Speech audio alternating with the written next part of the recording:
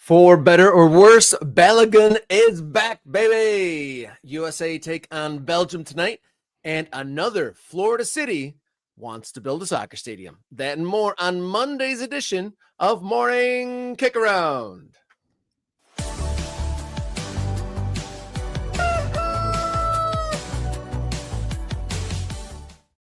Hello and welcome to the show. You found your way to Morning Kick Around, the show that dots the map of the ever-changing American soccer landscape. How you doing? Hope you're well. My name's Robert Kerr, local soccer guy, and to my side, radio soccer guy, Jason Davis. And tell me, Jason, is the streak of watching every single game still alive? It is not. It is not. I did finally have to tap out on sticking to my plan to be a completist and watch all 104 World Cup matches. But I'm still at like 95%. Like it's pretty close to the full number. So I'm proud of myself for that. It's been a tournament, Rob. I mean, in terms of the entertainment value, undeniably good. In terms of some other stuff, maybe not so much. I think we're going to get into some of those topics today. And we'll see how the chat and our ultras feel about all the stuff going down around the World Cup. Yeah, I hope everyone had a fun and safe holiday weekend. Tip of the cap to the soccer teams in the lower levels playing through the holiday weekend. Friend Ron Patella and New Mexico United getting in 14,000. So tip of the hat to them, their biggest attendance since pre-COVID pandemic. So congrats to them. And they got a win on top of it all. I had a little bit of fun myself on Saturday morning. I was in my first parade since before COVID, so that was a whole lot of fun, handing out tchotchkes and passing the ball to little kids along the parade route. That was a good time, and I managed not to get too in what capacity were you a part of this parade, Rob? What was the thing about you that made you a notable figure to be marching? And I'm just curious. I'm not saying that you didn't deserve it. I'm curious. Your skepticism is telling, but no skepticism. I want to know. Are you a member of the guys that wear the little hats and ride in the little cars? Like, what are you, Rob? What was the reason that you were there? I was a representative of Oakland County FC. Okay, that's perfect. A soccer connection. That's what I think. That's what I thought. All right, sorry. Good. I'm glad that you got to go walk around in the parade. Oh, yeah, it was good fun. OCFC kind of fell out of the playoffs on the road in Ann Arbor on Friday. So waking up on Saturday morning, there was some debate there. Like after losing, do we want to go to the parade? And it was a nice solve. It was good for the soul to high five kids and talk up the team with the community. It was those things were a little bit separated there. So it was good. But a big weekend, like I said, hopefully everybody still got their fingers and all their digits after a weekend of explosive action, both in our backyards and in the World Cup. It really was quite a weekend. Plenty of topics to cover today. But before you do, I want to remind you guys that the Morning Kick Around collection over there on Fourth Wall, we're running a sale, 10% off, and we're going to put the code on screen here. So podcast listeners, try to pull up the YouTube at this moment for the code. Subscribe to the YouTube channel. Get us to 10K. We haven't been pushing those subscriptions. Click that subscribe button on YouTube. We haven't been pushing that. If you're watching us live and you're not subscribed, please do that. If you're listening later on the podcast, navigate to YouTube, look for Morning Kick Around, subscribe to the show. If you're watching this later, maybe because we're about to get into one of the biggest topics in world football in about 30 seconds, click subscribe, please, and support the show. Yes, and if you want to take your support to a whole new level beyond the free subscription, you can become an MK Ultra for $3.99 a month. You can get your comments on screen during these live shows. You get access to bonus content and access to the Morning Kick Around Discord server, which is an active and ever-growing community with threads from local ball all the way up to the World Cup and all the leagues in between. And had a good time watching England versus Mexico in the World Cup thread last night with some of the ultras. And then after the Bosnia game, we actually had an MK hangout. We had competing post games, you and I, unbeknownst to myself, that we were MK hanging out while you were doing the radio gig there. But if you don't have the money to subscribe or to become a member, just hitting that like button, hitting the share button, telling a friend, or the free subscription helps us out tremendously and help us get to that 10,000 subscriber goal. That would be an excellent number. Then we're really doing it. Once we get into that 5 digits, that would be fantastic. But we here continue to dot the map. We're going to talk about another team and stadium down in the that state we call Florida. But we have a couple things to talk about when it comes to the World Cup. So let's do it. Monday's edition of Morning Kickground. Here we go.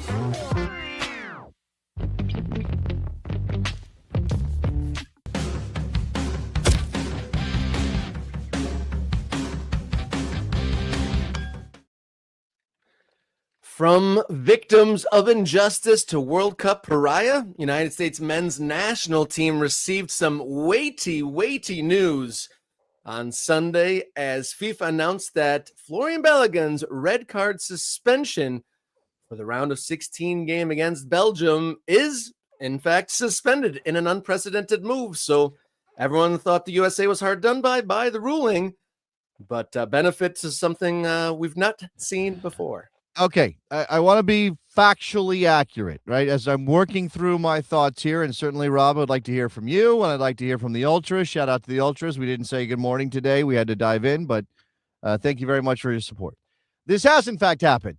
It happened in 1962. Garrincha got a red card, and apparently this tournament, I believe, wherever the 1962 World Cup was taking place, the fans didn't want Garrincha to be suspended. It was in Chile.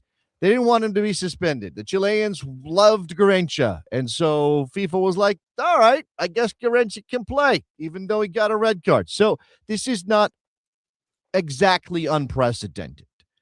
I will leave it to you as a discerning adult. Unusual. I will leave it to you as a discerning adult to decide whether something that happened in 1962 can be called precedent for something happening in 2026. All right, I'll just leave that to you. But it's not completely unprecedented, nor is FIFA doing things to benefit certain preferred parties. Let's just, again, throw a big blanket over FIFA corruption. FIFA's corrupt, y'all. I don't know if you knew this. It's just breaking news. FIFA's corrupt.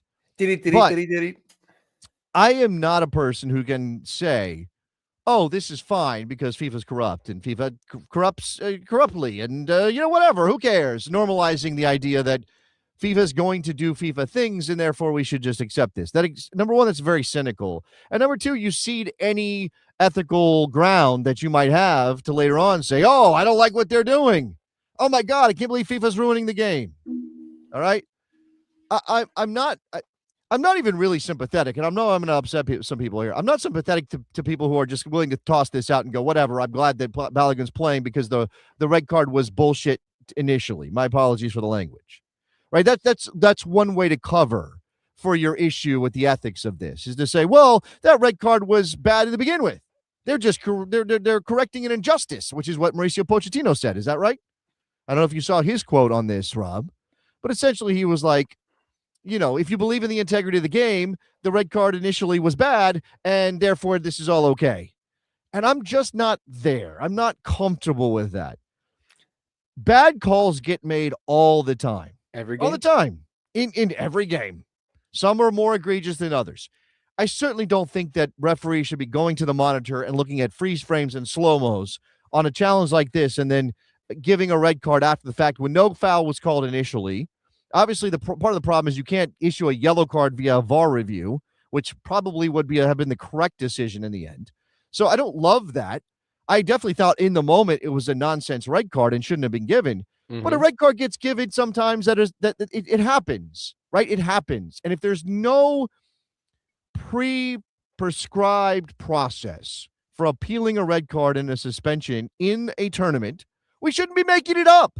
FIFA shouldn't be making it up. And then, of course, you have the politics factor. You have the Trump influence factor, which just, look, even if FIFA was trying to cover by saying, well, it was an incorrectly given red card and we think you should be able to play, and we have the authority within the bylaws of FIFA, and they do. Article 27 has been thrown out.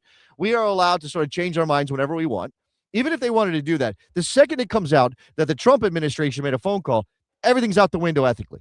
It's all over from there. It's all corrupt from there. And don't try to make apologies otherwise, right? It doesn't mean that I'm not happy Balogun's going to be playing tonight. It doesn't mean that I'm not still going to be fully invested emotionally in my team's success. I know this about myself. Even with my moral quandary, I'm not going to be like, screw it, I hope they lose. I can't do that. But I think we should acknowledge that conflict that is now erupting in a lot of people. Yeah, the United States men's national team's view from the world changed yesterday. I mean, I think everyone, no one agreed with the red card. It was a nonsense red card against Bosnia in the first place, but it is what it is to a degree. And they went from the victims of an injustice and kind of a sympathetic role to the benefactor of, a politician wading in where it doesn't belong. And even if it wasn't 100% Trump's influence, there's the perception of his influence, which is enough. And then if you kind of like zoom out and you look at the history and games and tournaments that have happened in places with, let's say, peculiar political situations going on during, you can circle things like, preferential treatment here, preferential treatment there. So if the United States, whether but hold on, people are going to be like, they got to help from outside. That's fair. Help. Look, it's fair. Again, precedent. I mentioned Grinch in 1962. That's just because Chileans wanted to see him play. Argentina in 1978. Now, you will hear it said as a point of common knowledge that the World Cup in 1978 went in the direction of Argentina, where it was taking place, because there was a military junta. Right, that this was, but none of that, even that idea, which certainly is not 100% proven, that the World Cup, that Argentina won a World Cup in 1978 because of the military junta, whatever, influenced proceedings. It doesn't come from FIFA did things to manipulate the results on behalf of Argentina. The story in Argentina is that the junta was a scary ass government, and that the referees and the people that were involved in the tournament on the ground, the individuals who were, running the tournament, not from a FIFA level, but from referees and administrators, those people maybe felt the pressure to tilt things in Argentina's direction in a less blatant way than this moment is happening for the United States of America, right? And again, I want to address something that was in the chat. The idea that Trump didn't do anything here. Right, that this isn't actually down to Trump making a phone call as to why FIFA would do this. I think it's 100% fair to say FIFA doesn't need a phone call from Donald Trump to do something shady like this. Infantino in particular doesn't need a phone call from Donald Trump to go, hey, what's in the best interest of our bottom line? Maybe letting Balogun play, because if the Americans make the quarterfinals, that's better for the tournament and better for our money, right? Don't mess with our money. We can make more money. This is better for spreading the gospel of FIFA and allowing us to just squeeze America for as much as it can be squeezed, right? Because if you go big picture, the more success the U.S. men's national team has, the more fans of soccer there are in America, the more opportunity for FIFA to treat them as cash registers, right? That's sort of just a very simple bit of logic as to why FIFA would do this, regardless of political pressure. But as soon as it comes out, and there is very good reporting from very good reporters in multiple places, confirmed that a phone call was made. Once that's out there, it doesn't matter whether FIFA would have done it with or without Trump's influence. Once he is attached to it, the whole thing is corrupt. The whole thing is covered in shit. That's the bottom line about this. And again, the problem for us as fans is now we have to wrestle with that. The problem for the team is if they win, it will always be tainted. Always. It doesn't matter now. There's nothing that could change, barring Mauricio Pochettino doing something I do not for a second believe he will do, which is not play Folarin Balogun. Barring that, there is no way out of this. There is, and it's bad for Balogun too, because of course he wants to play. And of course, if his coach says, hey, you're in my lineup, he's going to go out there and play. Of course. But he's also going to be now the symbol of this corruption for the rest of his career. Yeah, it's wild. Yeah, receiving the news, I'm curious how everyone felt when they first received the news. It went from shock to excitement to wait, how is this possible? Then the more you learn about it, the more you read, yeah, the more it could taint this whole thing. Like I said, there was a sympathy factor on the American side after the red card was issued. I saw in the comments talking about there was 3 players with their red card suspensions postponed coming in here. I certainly know about the Ronaldo one, but there Yeah. is a difference between pre-seasons or pre-tournament stuff and in-tournament stuff. And there's also like the amount of time that it took. It wasn't like the next day they reviewed it and reversed it. So Belgium's been preparing for this for many, many days under the guise that the normal process would win out. It's opaque. I mean, just how it all played out. And I mean, obviously, like you're not supposed to VAR with the slow motion. That's a whole element to this. But all those things aside, to your point, is once the reporting of Trump made a phone call, all of the nitpicking through the facts gets, thrown out the window. I think it's a matter of the perception is more important than reality here. Because again, if you want to dive into the specifics of the laws and the rules and how things are written down, there's a lot of wiggle room. It's kind of gray. Even the bit about not using freeze frame and slow motion when you review a bit of violent conduct, right? That's specifically what we're talking about, violent conduct. Even the idea that you're not supposed to use freeze frame or VAR is not absolute. It's not written down. Do not use it. It is they shouldn't use it. Or there's some wishy-washy words in there that are basically like, we're not saying you can't. We're saying it's probably not the best way to go. So then when a referee does it, it's not technically outside the bounds of how a game should be refereed. It's just, our suggestion is this. This is not, none of this is so clear cut so that you can point to the laws or the rules and things are written down and say, oh, well, this prescribes that or that prescribes this. It's not like that at all. Up to and including the decision by FIFA to change the suspension for Balogun. Even that, again, Article 27, as people will have referenced, says something like FIFA reserves the right to change their minds. Right? Like we have all these rules and all these rules and all these rules, and this is how everybody thinks the game goes. And then all of a sudden it says, actually, we can change it anytime we want to. It's basically Calvin ball. Right? But as long and that little bit, right, that extra clause in there should be a warning. And everybody should take it as a warning. And now people will take it as a warning because previously there was this assumption, right? We all operate in this way. Right? It's like a social contract, right? You go out in public.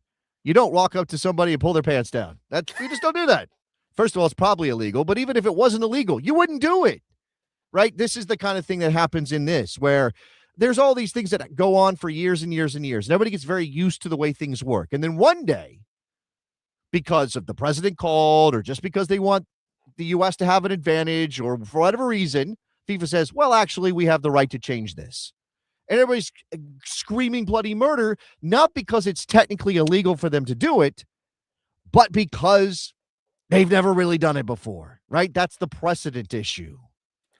By the way, if you want Calvin ball distilled down, so not only you said it took days for them to announce this. I mean, I could not believe it when my phone told me this was happening. Yeah. In fact, I think there's a story at the Athletic or somewhere where the camp itself, the U.S. men's national camp, was like, I thought this was AI. I had no idea what is happening right now, right? Even they were flabbergasted by this. And that, I don't know if the team itself was told about the appeal that U.S. Soccer was apparently part of, which might have involved figures from the Trump administration, which, again, is all this messy nonsense. It took a long time for them to make the decision to suspend the ban. Then, in the last 24 hours, as this thing erupted, we got word that there was an appeal process created for Belgium to actually appeal this, right? Appeal the decision to suspend the ban. And the Belgian Football Association has posted to their website today an update after they initially made a statement that was like, this is crazy. What are you talking about? The laws decide that you say that you have to be banned, right? And again, FIFA basing its decision on Article 27 of the FIFA disciplinary code is nonsense, et cetera, et cetera. The update today They were told, you have a chance to present an appeal, but you only have a certain number of hours to do it. In fact, I think the deadline was 5 o'clock Pacific this morning, 8 o'clock Eastern time. And this is a little long, but I'm going to read it because I think it's good to get it onto the record and have our people listen and understand where Belgium's coming from.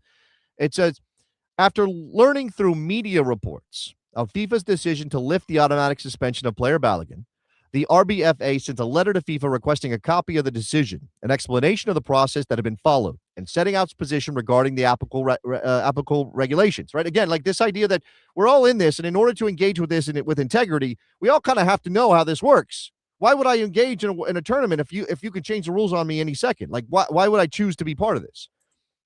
As its only response, FIFA sent a letter to the RBFA stating that it considered this correspondence to constitute an appeal, that a judge had been appointed, and that the RBFA had only a few hours to complete that appeal.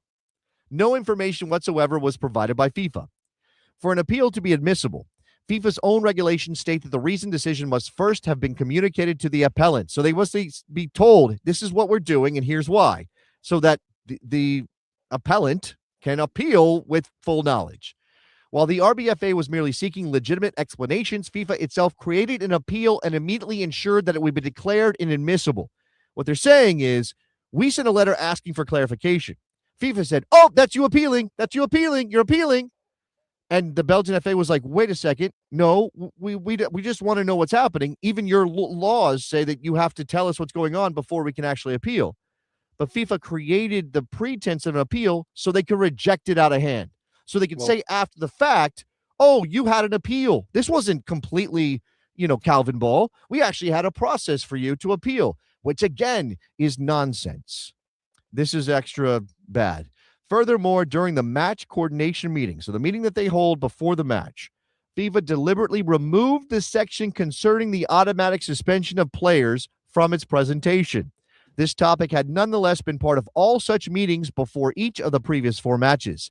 The RBFA questioned FIFA, both orally and in writing, about the reasons for this change, yet once again received no response. To be clear, as of this moment, the RBFA still has not received any decision or explanation from FIFA regarding this matter. It therefore has no alternative but to challenge the players' eligibility for the upcoming match. Regardless of the sporting outcome of this match, the RBFA is deeply concerned by the course of events and will continue to fight in the coming hours, days, and months in defense of the fundamental principles of ethics, fair competition, and the interests of football as a whole. Now, again, if you want to be a cynic, you want to just be nihilistic about it, throw your hands up and say, it's all corrupt, who cares? It's all wrestling, doesn't matter.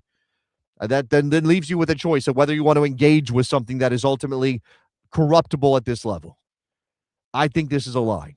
I think this is crossing a line. I think this is too much. That's wild. So which game had the omission from the pre-match? Tonight's USA game had the omission of the presentation? Their pre-match coordination meeting for this game happening tonight, they removed the section that says if you get a red card, you're automatically suspended. Wow. Okay. So yeah, that goes a river runs deep, so to speak. So that's definitely good to know. Thank you for adding that to the segment. It kind of pokes a hole. I always thought that the automatic suspension from a red card or yellow card accumulation was having that as a blanket suspension already was a bad rule. I thought, not all red cards are created equal. Like someone heinously breaking someone's leg is not the same thing. But that's why they add games, Rob. A red card is one game automatically. And you say, okay, that's an automatic suspension of one game. But I'm saying that 0 should be possible. No, why? Why? I just think that's too harsh. You get kicked out of one game, that's a punishment, and that's enough. Well, I'm not saying not all are created equal. But the whole thing is meant, hold on. The whole thing is meant as a deterrence to the stuff we don't like, which is violent conduct or grabbing a player on a breakaway because you're going to get beat and give up a goal scoring chance. So let's pull them back. And okay, well, if I didn't do anything violent and I committed 2 yellow card offenses and I'm out this game, but I saved my team from losing because I prevented a goal, which obviously if you're in a last man, it's going to be a red card. But if you're not, if you're just in midfield and there's 3 other defenders and you yank a guy down, you've stopped an attack, right? You've cynically committed a foul. Anyway, I don't want to debate that. I don't want to. That's all. My next point, though, about this this ruling in favor of the U.S. and Balogun is the Pandora's box it opens, at least for this tournament and probably for tournaments moving forward. So, like England versus Mexico last night, they got a straight red card. Jarrell Kwanzaa got a red card. Does that mean now that they're going to get the prime minister and throw the kitchen sink to Right. appeal every Right. single red card And from of infinity now? course, the cynical take is, of course not that. Well, it won't happen. The World Cup's not happening in England. England is not beholden to, or FIFA's not beholden to England the way that they are the United States in the moment. And again, that just speaks to the corrupt element of this. It just does. And there's a comment in the chat from Francisco. Francisco, you got to be an ultra to get your comments on screen. But I do appreciate what you're saying, and I agree with this. The issue is, regardless of the mechanism that led to this, even if you want to address this and cover for FIFA by saying, well, they have the power to rescind the ban if for whatever reason they decide, but in this case, they actually can fall back on it shouldn't have been given in the first place.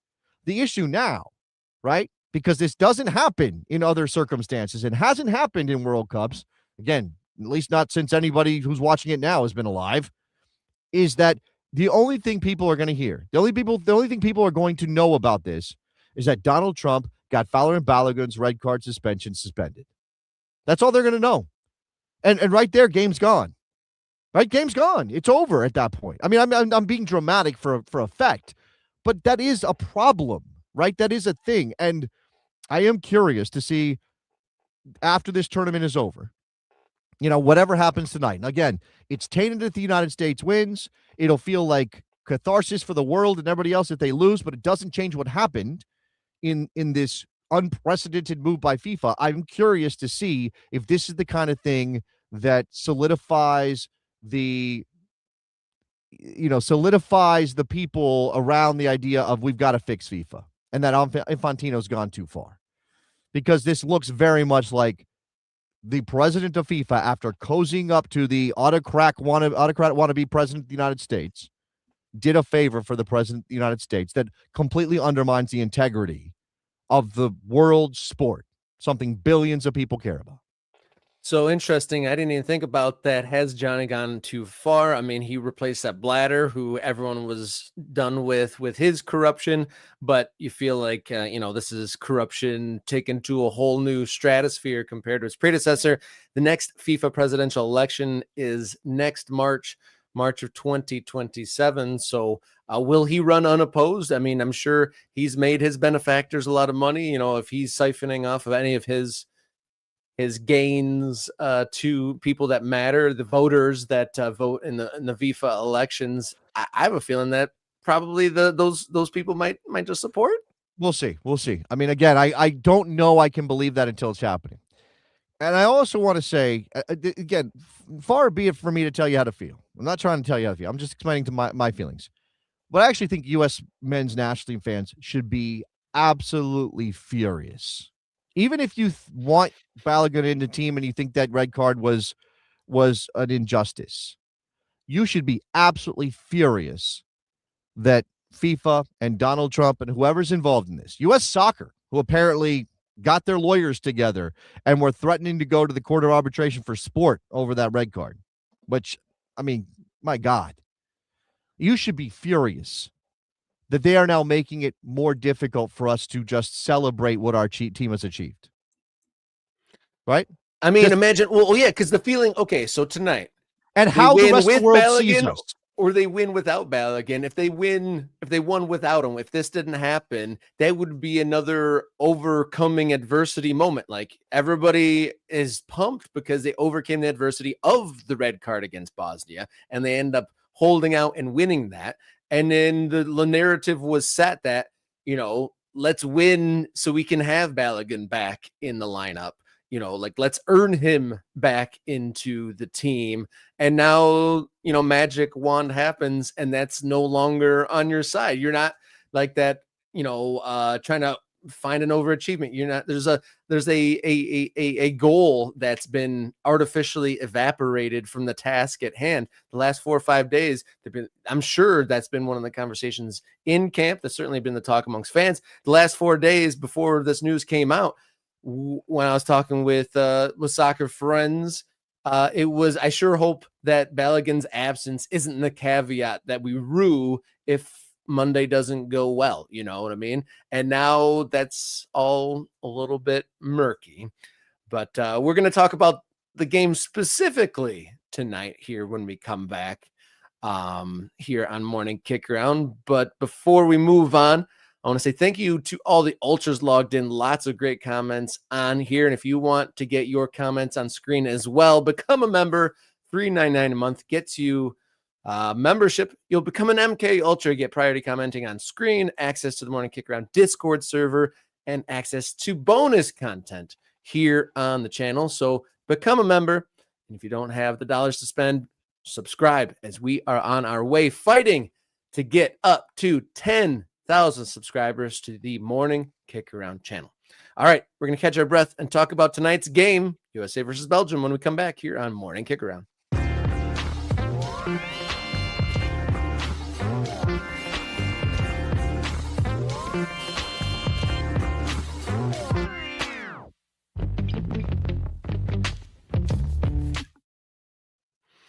Welcome back in Morning Kick Around. There's a big game tonight, but first I want to let you know that our World Cup coverage here is brought to you by Oakland County Football Club, celebrating 10 years of Bleeding Purple in Southeast Michigan in 2026. Tickets to this Friday, the 10th of July's season finale, are on sale. Visit Oakland County FC online for those and check out the social media pages for lots of fun content on the side. And I believe that there's going to be a watch party, double up, if the USA is going to win the game tonight.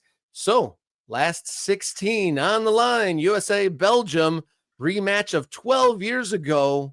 What are we thinking, Jason? I think the United States, I mean, if we put aside all the other things that are external to the actual match on the field, I think the United States can believe themselves the better team here. Now, I hesitate to say that 100% with 100% conviction, if only because I think there's potential for Belgium to play better than they have in this tournament to this point. And obviously, the way that they saved themselves in that last game, it does speak to some quality, even if you could argue Senegal absolutely fumbled the bag and it was more about Senegal failing than it was Belgium succeeding. Was that the worst choke of the cup so far? It's very much so. You know, this group has extremely accomplished and talented players in it. You know, Kevin De Bruyne, one of my favorite players of his generation. Like, he's in my top 5, probably. Is he what he used to be? No. And is that a problem for Belgium? I think it absolutely is. I think the United States has an advantage in the midfield. Like, I think their midfield is better the way that it has been playing in this tournament. Now, that's Tyler Adams at the base as your number 6, the defensive midfield, a guy who cleans up all the messes. You got Malik Tillman, who has been excellent in this tournament. You've got Weston McKennie, who can fly all over the place and cause havoc and make runs and bounce back defensively. Like, I think this is a better midfield. Excuse me. Jeremy Doku is a world-class winger on his best day. I don't think the United States has one of those, but I think collectively, and again, we're all working with this presumption that Folarin Balogun is going to lead the line for the United States. I think in this tournament, the U.S. has been better in the attack than Belgium. I don't think the United States back line has been tested in real significant ways. Not the way that a team who wants to use the ball, the way Belgium will, not that way, right? They've been tested in other ways, in possession, responding to the ball coming the other way in transition, things like that. Like, I think that this team hasn't really been tested because every team they've played to this point has mostly, conceded that the U.S. is going to have the ball, and they sat deep and they let the U.S. come at them. All of that being said, I think the United States is better. I think they're going to win the game. I think it's probably something like 2-1. I don't think it's going to be easy. I think there will be very dodgy moments for the U.S. in this match. I think it'll have to be some last-ditch defending. I think every team in this tournament is learning that your margins are pretty small, right? That it's going to be difficult. Now, whether that's weather impacted the way it was for France against Paraguay, altitude impacted the way it was for England against Mexico last night, or whatever. There are going to be elements to the game that are going to be difficult. The U.S. has the advantage of the home crowd in Seattle and all the momentum. And I imagine internally, right? Not, again, I'm not saying that these guys are completely disconnected from the world, but they're about as disconnected as you can be because they're focused on their task, right? They're focused on winning soccer matches. And I'm sure for them, Balogun being unsuspended is huge and a boost and energy. And I think there is this question of whether or not Balogun is a starter if they've been preparing for somebody else to take that spot. I just don't know how you can leave him on the bench if you don't care about the political implications, you don't care about the ethical problem, and I don't think Pochettino does. No, Pochettino hasn't really said anything to push back on any of the outside influences from the powers that be in the federation and in the government up until this point. And it's hard to really. I'm glad to hear that you have confidence in the win, Jason. I'm really not sure because Belgium has been pretty hard to kind of put a finger on here. To review what they've done so far at this World Cup, they opened up with a 1-1 draw with Egypt, a 0-0 draw with Iran, and then they laid the hammer and got through the group stage because they put 5 up on New Zealand, and then they were the benefactors of a huge choke job. And then, but that's the part that gets confusing.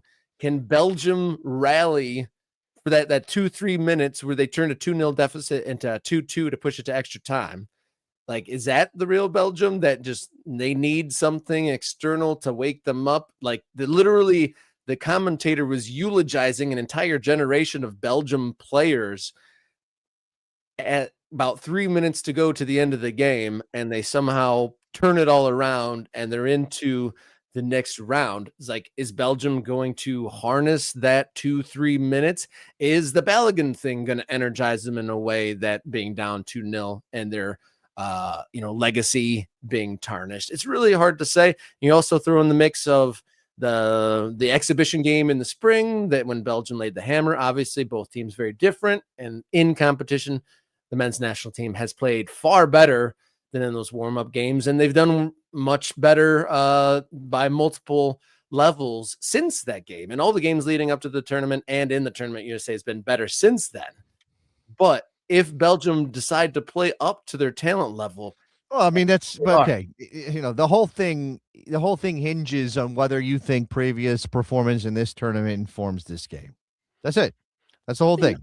If you're like, oh, the U.S. has been playing great and Belgium has not, then it seems like it's a U.S. victory. And I don't think I'm hanging my head on that in the sense that to this point, the evidence we have is that Pochettino has a plan for every team that they face. Now, again, you could argue it's a different kind of challenge against Belgium than it has been against the 4 teams the U.S. has already played.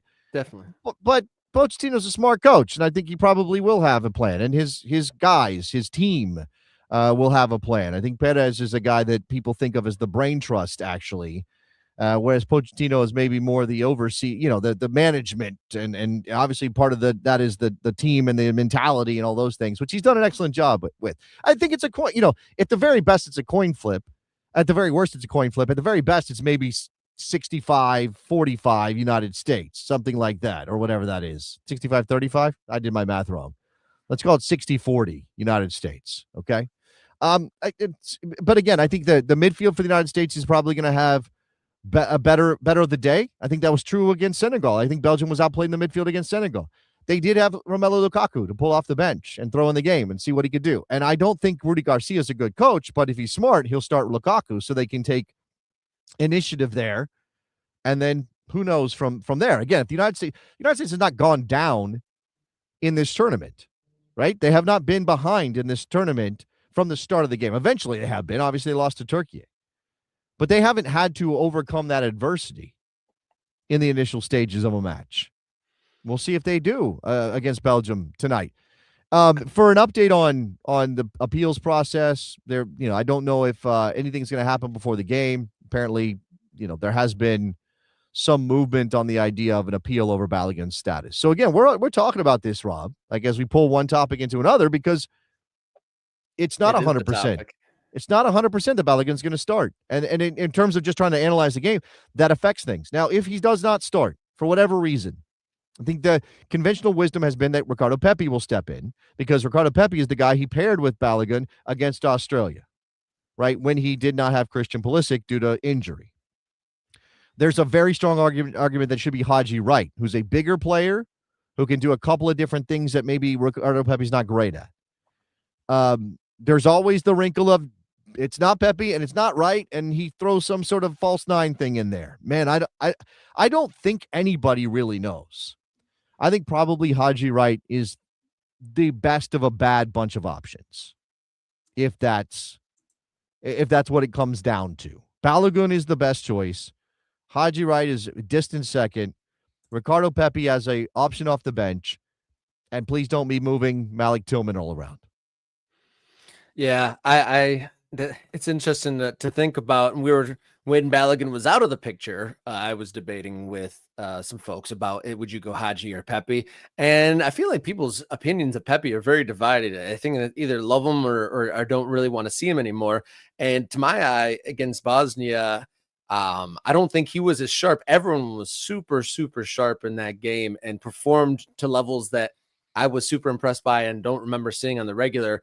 And Pepe, to me, didn't quite have that same edge. So I would like to see Haji Wright if that's the scenario, if we're not going to see Balogun or if there's going to be a new addition to the team. But one of the things I was thinking about, to your point, is the backline hasn't been challenged in the way that the Doku's or even Lukaku, if he has significant playing time, have definitely not been tested with those sorts of players. But Matt Freese in the United States goal really hasn't had to stand on his head, to borrow a parlance. He hasn't really been tested in a significant manner either. Is that a concern at all? I mean, they're saying in the chat that Belgium has had almost nearly double the amount of shots the United States in this tournament, but that also speaks to maybe they're not so efficient or clinical either. Yeah, I mean, well, again, like you can kind of read Every anything game you is want. individual, but we got to base things on trends. And look, again, it's individual. It's a set of opponents. It's tactical tweaks as the tournament moves forward. It's player availability for whatever reason. Again, Rudy Garcia clearly likes the idea of De Ketelaere because he's more mobile, but that hasn't worked all that well at times. And so he has Lukaku available, but Lukaku obviously is an older player who's much more, if you throw Lukaku in, you're basically saying lump it up to the big lad, right? And I think this is a team with guys like De Bruyne and Tielemans and Trossard who they don't really want to do that unless they absolutely have to. So we'll see what the tactics look like for Rudy Garcia. And I wonder how Pochettino's been planning for this. And I have seen the argument that maybe Balogun doesn't start even if he's available because they've been training all week with the idea that Balogun wouldn't play. I really don't know if Pochettino is going to overthink it. I think I think he probably has a belief that his team can figure out how to play even with Balogun, and even if Balogun has to come back in on short notice without having trained in whatever approach they would have if Balogun was in the team. Like, I don't know if they use somebody else to approximate Balogun and nothing really changes. It's just a level thing, or if they have a completely different set of tactics and approach because they don't have Balogun. That's where the rubber meets the road. Yeah, with the reactions that I saw the coverage of like the team bus arriving and the news spreading to the U.S. camp, the smiley reactions from the staff to Balogun indicates to me that, if he can play, he's going to start from the top. And I just had a kind of a little bit of a dark thought that something that might be extremely provocative given the situation of this game. If the USA score, does anyone dare do the Trump dance as their celebration? Why would you speak that evil into the world, Rob? Like, why would you even? I said it was a dark thought. It came to mind here. I can't believe you said that out loud. Wow. Some thoughts are left best unsaid. Apologies if I spoke that to existence. Hopefully that's not up on Kalshi or something like that already. And there's some sort of incentive to do something like that. But we'll see. And in one last easy, it's not an easy question, but a yes or a no type question. USA winning tonight. Do they? Oh, actually, no. That's not the question I want to ask here to wrap this up. Is this the biggest USA game in our lifetimes? Yeah, well, absolutely, 100%. And then the Balogun thing adds a new level of ickiness to it, but it still remains the biggest game the United States has played. I mean, you could argue since Mexico in '02, but they hadn't won a knockout game before that one. That was a straight into the round of 16 from a 32 team field. This is you've won a game, you're on home soil. Absolutely. This is the biggest game the United States men's national team has ever played, period. Yeah, you compound the being at home and it being in a normal viewing window, and the country's a lot more tapped into the World Cup than it was back then. So perhaps tonight, the biggest United States men's national team game, and plenty of intrigue and storylines to follow. So the exciting summer of soccer continues tonight. We got one more segment. We're going to bring it on home, talk about soccer under construction next up here on Morning Kickoff. But before we jump, I want to remind you guys one more time, a World Cup coverage is brought to you by Oakland County FC, celebrating 10 years of summer soccer and bleeding purple in Southeast Michigan in 2026. Tickets to Friday's season finale on sale now. Visit Oakland County FC online for much more there. Stick with us. We're going to do soccer under construction next up here on Morning Kick Around.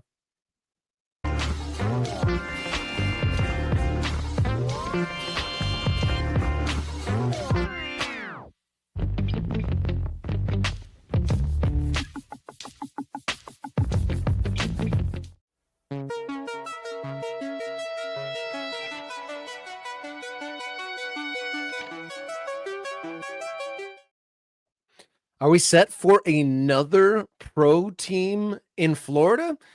There's already a baker's dozen or so and some more in the works, but kind of bringing back a conversation back that we'd kind of lost, gone quiet. USL in Palm Beach has put in a request for proposal for a 6,000 to 8,000 person seat stadium in Palm Beach at the Palm Beach State College, who are seeking a public-private partnership for the development of a sports facility on its Lake Worth campus. More soccer in Florida there. Yeah, this one is interesting. You and I were digging into this a little bit when this popped up. So initially saw a story at a local outlet in the Palm Beaches, I think is what they call the whole region. So this particular idea, 6,000 to 8,000 seat stadium. There was this. Okay, this is going to be pro soccer stadium. All right. Well, wait, hold on. This has come out of nowhere. It's just something that we'd never heard about before. The idea of I was like, I think I got something in my brain. I'm remembering something. So we go back and we look, and you found the actual page with the bid, right? With the public-private partnership sports facility. It says agency, Palm Beach State College. It says state. It says construction. It says request for proposal. And it says the Palm Beach State College is seeking a public-private partnership for the development of a sports facility on its Lake Worth campus. The proposed project includes the planning, financing, construction, operation, and maintenance of a 6,000 to 8,000 seat soccer stadium and related facilities. The project will be privately funded by the proposer, with a current proposed budget of approximately $50 to $60 million. The stadium would serve as the home for the United Soccer League's men and women's professional teams and would be available to future college NJCAA men's or women's soccer teams or women's soccer teams. So junior college. Yeah, so this is a junior college that wants a facility and is like, hey, we got some land. We know this soccer thing's blowing up. Why don't we look for some private enterprise who needs a place to build a soccer stadium, and then we'll also be able to use it because we gave you the land. And again, spend $50 to $60 million on this, and you'll have your soccer stadium. USL went so far, and I know the bar is low for USL to announce a potential team. It's very low. There was a group that was planning on launching teams in the Palm Beach area way back in 2023, December of 2023. Then in 2024, you start getting, this is going to be coming. They're getting ready. It was a polo star, which I didn't know you could be one, but you can. A polo star. I believe it's Nacho Figueres and his wife, who sometimes live in Palm Beach. they were the money behind this. I don't know how much you can make as a polo star, but apparently enough to be the lead investor in a USL team in Florida. That all went very quiet, Rob. I haven't heard anything for a long time. So what's unclear here, because it's not disclosed, is whether or not that same group would be involved in this. But as I read it, it definitely feels more like the college, the community college, is sending out a bat signal, come and build here, but it's not necessarily attached to that USL group that has a page still on the USL website. The Ultras weighing in here that Florida might as well start their own soccer league at this rate. I mean, they're getting to the level of D1 requirements, at least as far as number of teams in Florida. Lots of professional teams. So for context, Palm Beach is in between the Fort Lauderdale area north and in south of Port St. Lucie, who is also in this kind of preliminary process. You know, they got a bid from USL. They're trying to build a stadium. It's a Atlantic side, beachside community. And it, you know, begs the question, is there enough to go around in that area? We also talked about Space Coast, which is just a little while north of Port St. Lucie as well. And then you can't forget about the, Inter Miami's of the world, Miami FC. So just down along just the Atlantic side of Florida, we're talking 4, 5, 6 potential teams building stadiums. I mean, we're dotting the map here, but we might run out of ink down there in Florida. I mean, it's crazy. The drive between this proposed stadium site at Palm Beach State College and Port St. Lucie, and I don't know exactly where that stadium is going to be, is 45 to 50 minutes. Or so less than an hour to get between these two places. That would make for some incredible derby rivalry action. Whether or not, again, look, 6 to 8,000 is not a massive stadium. Obviously, we're not talking about the D1 level if that remains in place. Mm-hmm. Definitely a lower division team, right? Again, all of these teams have to wrestle with that idea of like, if we get promoted, what then in terms of our stadium and our facilities? But I guess you cross that bridge when you get to it. But yeah, to see so many of these Florida towns be fodder for this, like this is the land grab. Now, I saw Jay Hunt was saying that that group we mentioned, the Palm Beach group that originally was trying to bring a team to that region, that things went quiet. There was been talk, and then it says there's there's been talks for a while, especially as a battle between USL and MLS Next Pro. So this bid specifically mentions United Soccer League. Does that mean that there's some sort of exclusive agreement? Does that mean USL's got some paperwork filed? I mean, is there something like a memorandum of understanding? Or are they just whatever reason that Palm Beach State College thinks USL's a better fit than MLS Next Pro? I don't know. Some folks weighing in saying these are all Papadakis' golfing buddies. Well, it doesn't have as much sway as it used to, I'm sure. Since private equity came into the house and USL, the Papadakis clan has been reduced, and the roles have been reduced to a degree. But Chris Huey Court saying build a pyramid for every state. And that sounds like an eventual fun goal and definitely a long-term goal of the adopt the map movement. Florida seems like it's definitely on the forefront of doing that. You know, you're saying that hell of a derby is all up the coast, and then on the Gulf Coast, there's adding a couple more. They got Sarasota, you got Naples, you got Tampa. So there's a few on that side as well. And I sure hope that there's enough fans to go around and that cannibalizing one another, and that there really is this hunger for teams in all of these towns up and down the coasts of Florida. That would be incredible. And it'd be incredible if there was that many teams in every state, on the docket. But there's a, couple here in Michigan. Obviously, Texas is trying to catch up. That there's quite a few teams already there and lots in the pipeline in Texas. California has their fair share as well. What other states are leading the way for the most dots, you think?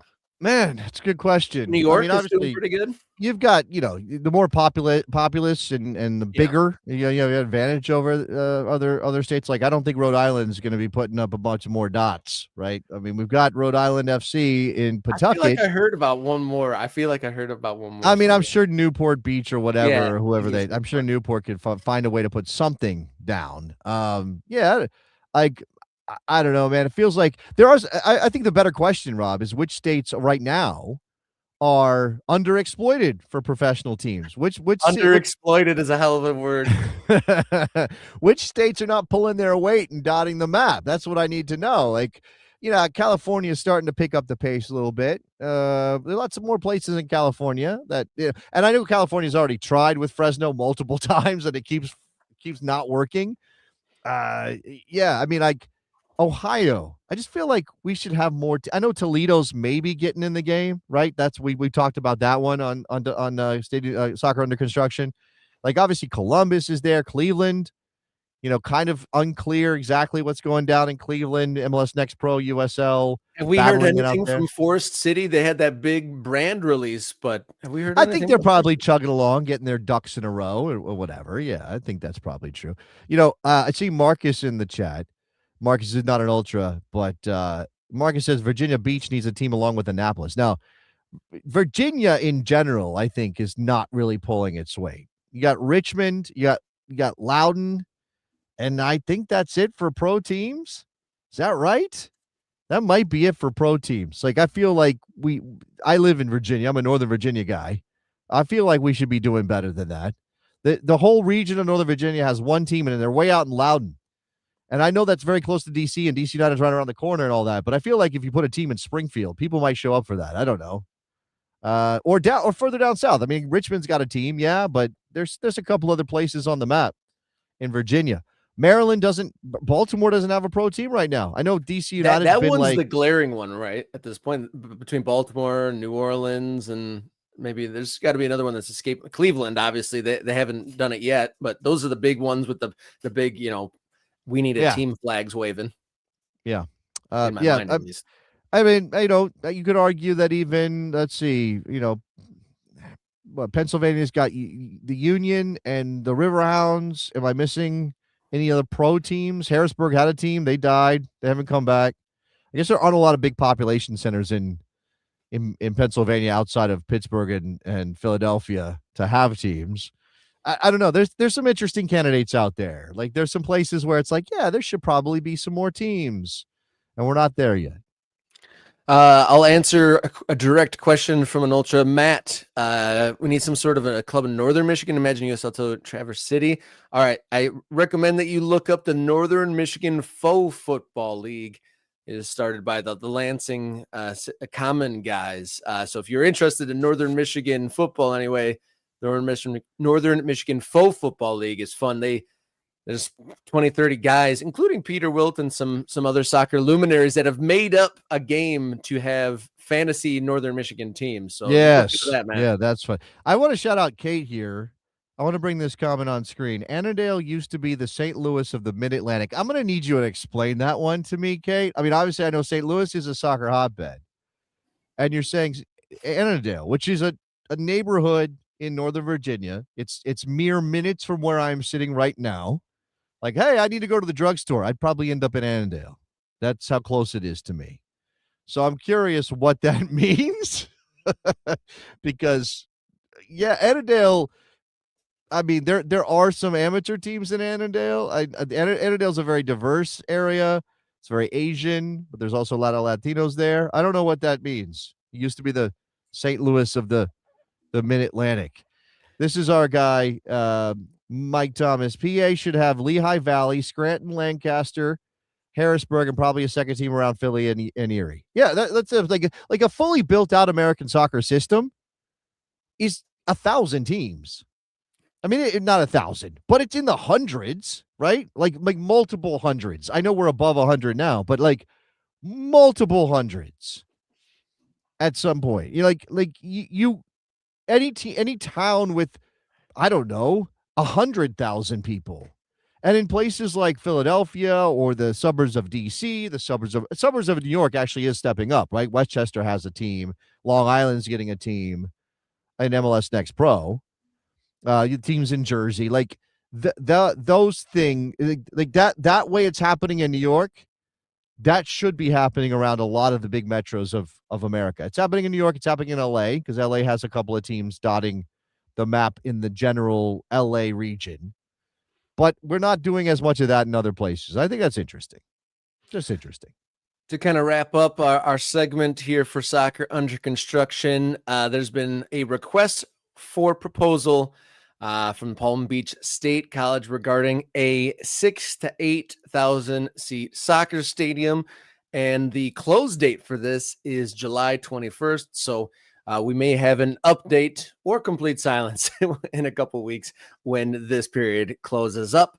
By the way, can we do this? I know, I don't know what our status is, right? We know some people. We've gotten some. We've made some connections in the world of American soccer, lower division American soccer in particular, building clubs. If you hear us talking about your project, whether you're Palm Beach State College or the Palm Beach USL effort or anybody else, you hear us and you think, oh, I don't think they're going to have it right. Hit us up. Let us know. Like, if we're missing details, reach out. We have an email address, morningkickaround@gmail.com. You can always send us an email and fill us in on the details and tell us what's going on. Now, I know there are NDAs and sometimes things can't come out. But man, if you're just like, oh, there's more to that story than they are saying, hit us up and let us know. Yeah, good comment here from a non-member. Become a member, Marcus Rose. San Francisco, an untapped market for lower league soccer teams. San Francisco has a general problem finding a place to play in the city of San Francisco. That is San Francisco's issue, is that there's not a place to build a stadium, not really, and the stadium options that are available for a pro team. And there is, like, I think there is an effort right now. There's an effort underway to bring a pro team to the city of San Francisco proper. And I think they're going to probably play at Kezar. But man, again, it's not. And that is also the problem for a lot of these places, is that, and this is why USL and MLS Next Pro are engaged in this land war, basically, right? That's why they are planting their flags all over the place and getting these cities to sign exclusive agreements to negotiate the plan for a pro team, because they know there are limited places where it's a simple path to having a proper stadium to play in. And that's either, oh, let's rehabilitate your stadium for you, which we've heard USL propose in a number of places, or let's throw up a project with private-public partnership, and, oh, it's going to be mixed use and all those things. Because, again, the way to grow soccer in America is to appeal to real estate interests. That's how this works. Yeah, over the years, a lot of the meatier soccer news that I've ever gotten are in business and trade magazines, and it comes down to a market share and real estate plays. It seems to be, but it's all happening. And before we get out of here, remind you guys that you can support the show with, hitting that subscribe button. Doesn't cost you a darn thing, and you can be like one of our MK Ultras, and a few bucks a month can get you access to on-screen comments during these live shows, bonus content, and access to the Morning Kickaround Discord server. And if you've accepted any of the gifts that Mr. Hunt or others have provided, look in the post section, and the access to the Discord is in there. The code to get into the Discord server, or just tell your friends, share a video that you like, and tell anyone in the soccer universe about Morning Kickaround. And I got to give you the heads up, YouTube is trying to raise the rates for membership, so there's an extra incentive to get in now at the current low price, $3.99 a month. And we thank everyone for supporting in any which way you can. And kudos, one more comment from a non-MK Ultra. We got Darren Bullock 9153, first time viewing Morning Kickaround. He's watching from England and wanted to see what the podcast were saying about the Balogun suspension. And he said he's glad he found us. And Jason, you nailed the entire subject. So you're getting kudos. Yeah, well, I appreciate that. I mean, I just to kind of like wrap up that whole thing. Like, I know how I feel about this. Again, I don't love the idea that people are just tossing out the ethical concerns and saying, screw it, it's good for my team. I don't care. I don't like that. I'm trying not to sit in judgment though, because the bottom line is this is sports. And while sports are always inherently political and anybody tells you otherwise is lying to your face or trying to gaslight you, we try to step beyond politics when we engage with our sports. We try. Like, that's a thing we want to do. We want to support our teams. And it's been a topic. What's frustrating about this is it's been a topic around this very team in this very tournament. Right? We've already gone through this discourse of how comfortable we are supporting the U.S. men's national team in this moment with the people in charge of our country that are in charge of our country doing the things that we're doing. In fact, just before we got on the show, and I don't think there's any hiding our politics on this show. I think we're probably kind of past that.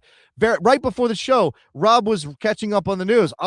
10,000 immigrants rounded up by ICE during the tournament when when everybody's not looking, and they're being much more quiet about it. And it's not this thing that they did in Minnesota. They're just rounding people up and sending them to concentration camps. And, it's really hard to step beyond sports. I mean, beyond politics when you engage with your sports, but we're trying, right?